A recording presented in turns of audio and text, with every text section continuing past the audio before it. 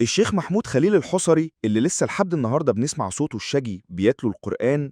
أبوه كان بيشتغل في صناعة الحصير، وكل ما يلاقي مصلى مفهوش حصيرة أو مفروش بقش رز يجري يفرشها بحصير جديد ابتغاء وجه الله. في يوم شاف رؤية عجيبة، شاف عموده الفقري متشكل كأنه عنقود عنب، والناس بتيجي جماعات تاكل منه والعنقود ما بيخلص. ولما الرؤية اتكررت راح لشيخ يحكي له، فسأله: عندك أولاد؟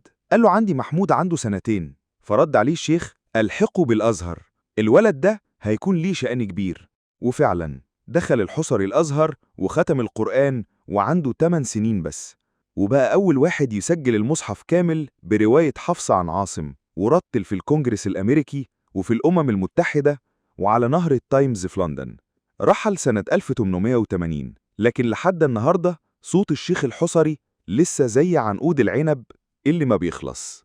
في النهاية ما تستصغرش عمل تعمله لوجه الله، يمكن يكون هو السبب إن ربنا يخلد أثرك وأثر ذريتك. ما تنساش تدوس لايك وتشترك في القناة.